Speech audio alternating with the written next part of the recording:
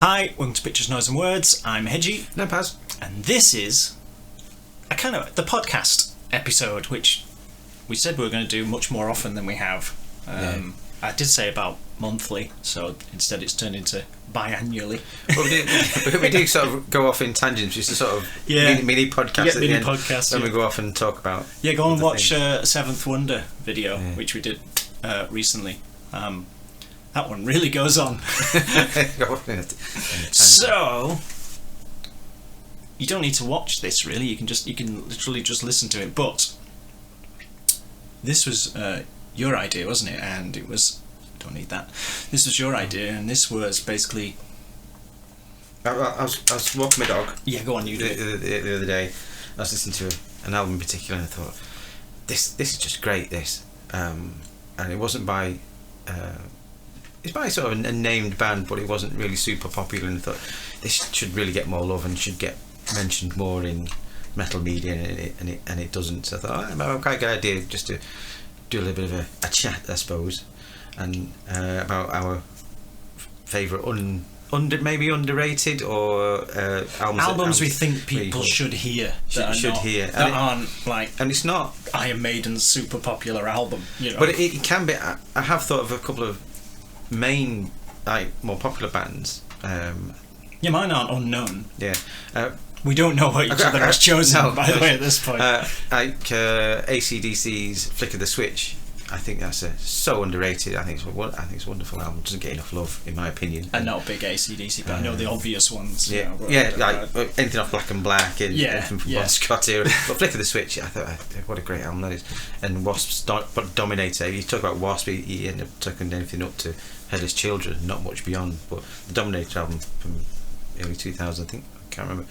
That's just what a terrific album that is. Right. And it's that sort of thing. It doesn't have to be named band. It can be anything, but anything. Albums, I think, people should hear this.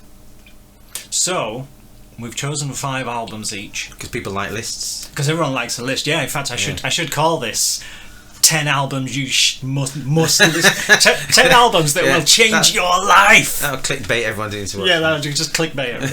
Yeah. 10 albums that will change your life. Yeah. I didn't purposely go for all different genres. I've just ended up that way. Okay.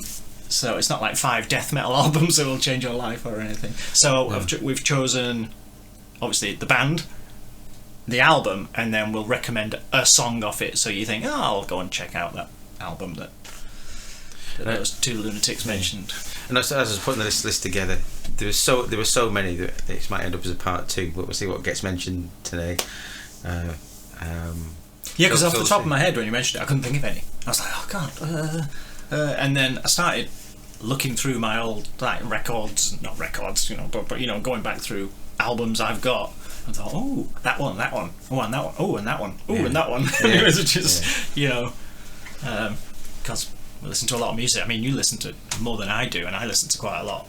So, so there you go. So, I mean, I don't even know what I've titled this video, but I'm sure it's blindingly obvious from the title what we're doing. Yeah, I need to definitely get 10 albums. 10 albums. Yeah.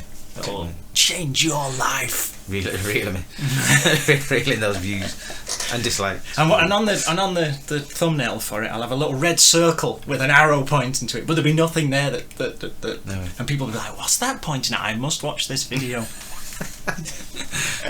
Well, I think I don't know what's on Hedge's list. He doesn't know what on mine, but nope. I have made a couple of predictions. I'll stick the album cover up here and I'm hoping the ones that just missed out on my 5 appear in yours. No, I'm not sure you will know all these albums. Oh, okay.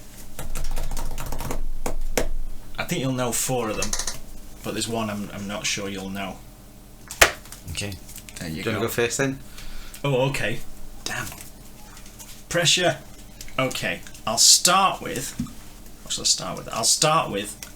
I don't even know how to say it. These are in no particular order. This isn't like 10 to 1 or anything, because the genres are all over the place for me.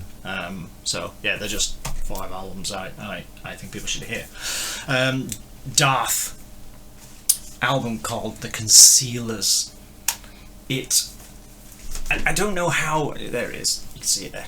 I don't know how popular Darth were. They don't exist anymore. They did a few albums, but it's death metal, but it has a sound to it that was all their own. It's got a tone to it that was all their own. The drumming on it is amazing. And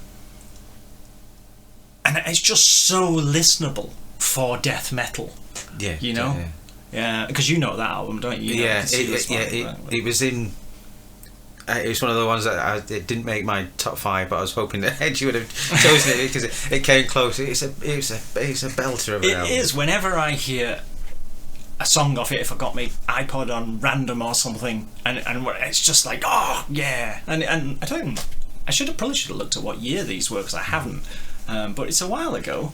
Now, that album. They on that album they managed to find that very tricky talent of creating riffs that are not only brutal but extremely catchy and listenable. Absolutely, it's a very difficult thing to do. What year was this? 2009. So 10 years old. I thought it was older than that, to be honest. It's got loads of energy. The production on it is amazing, isn't it? Yeah, production is fantastic. It's just one of those albums that, well, hence it's on my list. It's just one of those albums that I love, and I really don't know how popular it was. Not popular enough. Ooh, someone's phone's going. You would think you get a signal up here, would you? Yeah. So there you go, Darth the Concealers. That's my first choice. I won't go on too much other than say it's a death metal album, but it's very, very, very listenable. Yeah, great growl on the guy's voice as well. It's just brilliant. So hangs together so well. It would have made my top 5, so I'm glad it made yours. There you go. Cool. All right, that was fairly quick. No austere rant. Yeah, I'm trying to keep this down to at least something, not make it a 2-hour video. I can talk. Right, my first one is by a side project by Halloween's ex-drummer Uli Kusch. Oh yeah, and that's the Unexpected by Beautiful Sin. What an album that is! What an amazing album that is! Precisely. It's I don't know. I can't remember whether he did it after he left Halloween or whether it was during it. Anyway, it's just I think it's when he'd already left, because the opening song has ideas in it that's also on one of the songs on The Dark Ride, which she co-wrote with Andy Darius. But the album's it's only about 45 minutes, but the songs are so good, songs are so catchy, super. So well produced. And the lady who sings on it, and my brain's gone, is a Belgian lady Yeah. who sings in that. I've done a video by her band, and I can't remember what it's called. I think she's a band called Nightmare now. Anyway, fantastic lady singer on that album, but she's got an amazing voice, lots of grit to it. But the songs, it's a shame he got kicked out of Halloween, or left Halloween. Because his songwriting, it was excellent in Halloween, and this really highlights it, because everything I kind of followed the singer on after, because it's only one album project. Everything she's done has not been as good as this album, and that's another one that's still on my iPod to this day. Yeah, I still play it today. Yeah, and whenever a song comes on, it's like recommended song, which you didn't do for Darth, by the way. Oh, recommended. Sorry, let me just go back. If you want to check out Darth, and you do, look up the song "The Worthless." It's just great. I recommend the third song on this album, on Beautiful Sin album, "Take Me Home." Charges along. I mean, it's not super heavy. It's just when you want a female fronted metal band, this is the sort of thing that doesn't sound like an opera singer. Yeah, this is what or an elf. It's just fantastic. It's an elf or something, It's just wonderful. Okay then. And now I'm going to go off in a completely different direction. By a band called Tilt. Don't know them. Go on. You might not like it. They did an album called Hinterland, which looks a lot like that. He says points, something that isn't there because I haven't put it in yet. But if you want to check out a song off this, check out Against the Rain. But this is not an album you would expect me to come up with.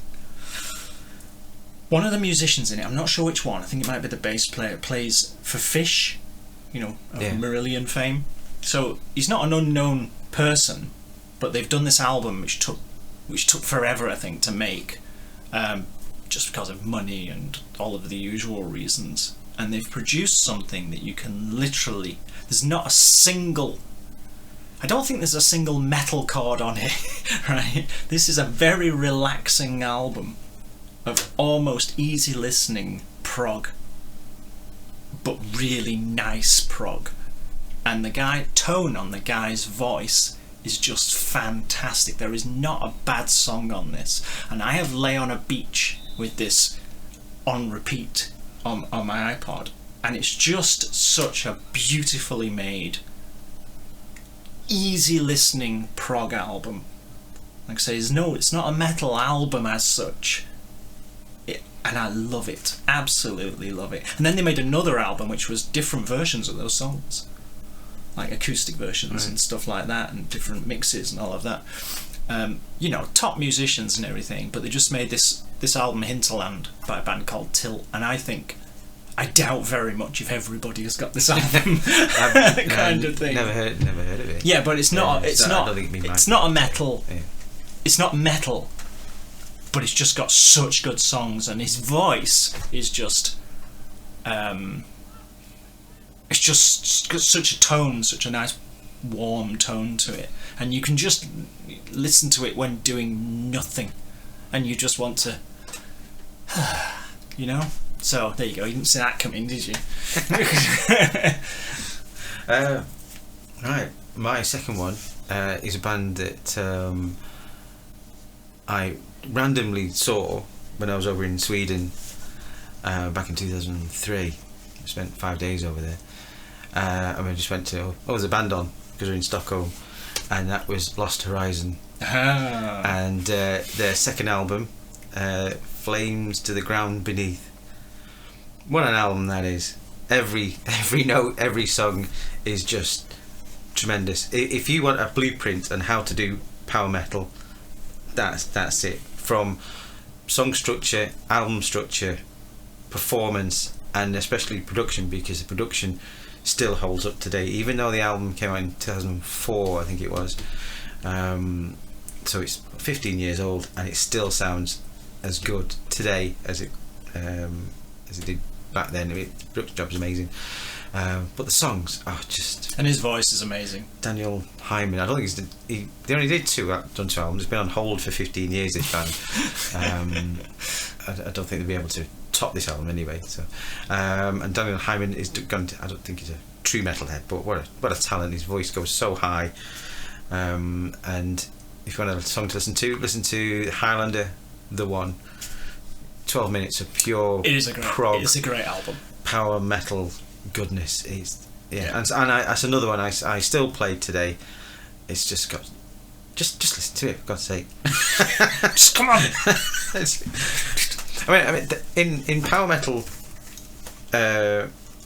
genres, I think it's a well respected album, but in metal as a whole, I don't think Lost Horizon were a big deal in the whole grand scheme of metal. Yeah, I think they were one of those bands that had their moment, because they were at the time when that album came out. I think they weren't. They were kind of being bandied about. I'm sure of it. They weren't like completely unknown, but yeah, it's one of those bands that went way from kind of peaked and made this perfect thing while they were up there, and then like you said, But I heard them, and they were on at this small club in Stockholm, supported by a band called Insania, and so they came on in sort of battle metal dress. Were Insania like a Halloween? Yeah. band by any chance? And that's all had say battle metal stuff. I thought this looks ridiculous. and then after about 2 minutes of them playing, I just thought, this is just amazing. It wasn't even full. It was about half full, this place. It was just such a shame. And his voice was probably one of the best voices I've heard. The world is overflowing with great musicians, isn't it? Yeah, unfortunately. yeah. Or fortunately, depending on how you look at it. Okay. Cool. Going off in a slightly different direction again. My Dying Bride. Ah, that's interesting. An album called A Line of Deathless Kings. If you're not familiar with My Dying Bride, it's super doomy. English band. Some of their songs are so heavy and slow that you could make a cup of tea in between each drum beat, you know. the kind of but atmosphere and being creative while keeping it super slow and heavy. They've just nailed it. I had a My Dying Bride album back in 80 something, and I just like, what's this? Didn't like it because of them. It was Iron Maiden or nothing, you know. And so they've been around a long time. And then we went to review. You were Bloodstock. Bloodstock indoor. I think it was the last one they did. The last Bloodstock indoor, which was basically a metal festival, but indoors in a great big place, as you can imagine.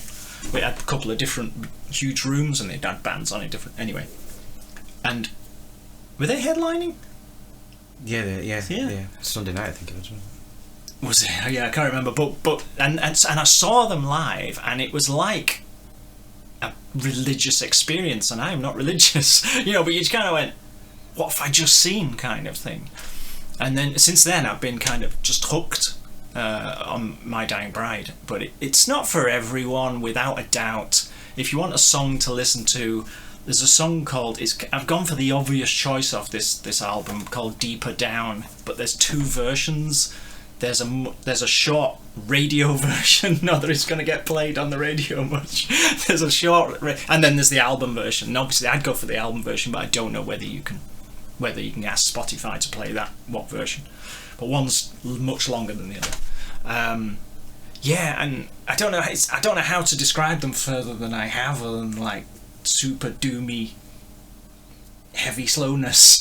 Have they got like a run of melody like Paradise Lost early stuff had?